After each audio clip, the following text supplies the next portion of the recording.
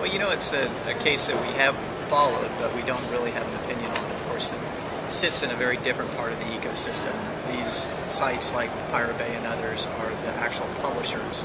So in the vernacular of the web, if you just think of the web as an analogy to BitTorrent, these are the websites, and BitTorrent is focused mostly on the web browser. So we want to build technology that helps companies and users share content they love with each other, connect with other users. Sites like Pirate Bay and many others, you know, they're a different part of the ecosystem, an important one, but not one we follow. Again, it's helping users find this content that they love, and I think anytime you can begin to draw connections and facilitate connections, you're going to add value to users, and of course to the other side of the equation as well, those that create content and want it to be heard, want it to be seen. The greatest travesty is if somebody, you know, puts a lot of energy into something they truly love and feel passionate about, and nobody sees it. So that's the sort of thing that we're trying to begin with this program. We think we're just getting started. A lot of interesting things yet to come, but we're very excited about our start. So when I said it's early, I think this is probably the earliest part of the exercise. I think a lot of people have said this is an experimentation in new business models. The business of media will change. We think BitTorrent will be, even the internet has been a great enabler of this transition. So we want to be a part of the solution. We want to help artists experiment with things that are going to work on the internet.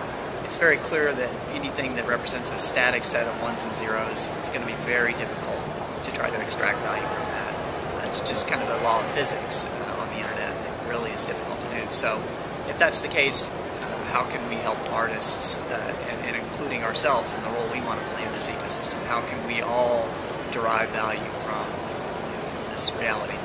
I think there's a wealth of information that exists inside BitTorrent today.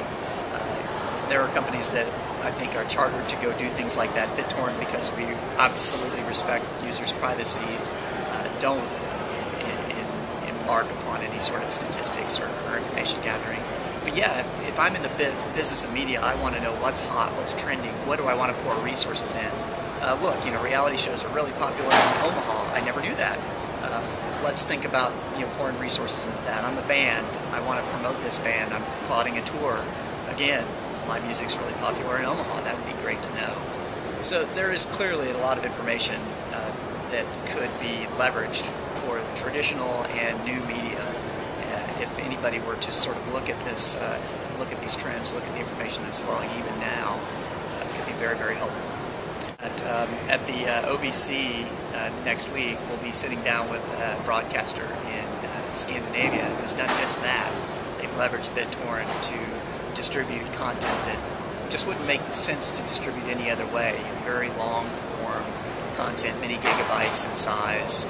BitTorrent from many different perspectives, not just the audience, but just the sheer dollars and cents of delivering something like that. It makes a lot of sense. So clearly there are broadcasters getting on board with this notion of using BitTorrent and just the internet in general. But then I should also caveat that there are many, you know, traditional legacy businesses that don't want to be, you know, in the theme of this conference, disrupted. Many billions of dollars still flow through carriage fees, and one of the big levers that the rights holders have is who gets the content and who doesn't. And I think you'll see them, you know, playing keep away from this new media experience. That may slow things down. It's you know, not a message we like to see, and of course it does dominate the coverage at times. So our approach has really been to focus less on the challenges that the internet represents and more on the opportunities. So it's things like the new artist program, the TED Talk apps, you know, Zulu music, all sort of with artist permission. Let's talk about the power of BitTorrent to distribute content that users want to be seen, heard, loved, and experienced. So, message by message, release by release, we'll certainly overcome these issues. We're busy at work. We're very hard at work right now, and unfortunately nothing I can really talk about today, but please stay tuned.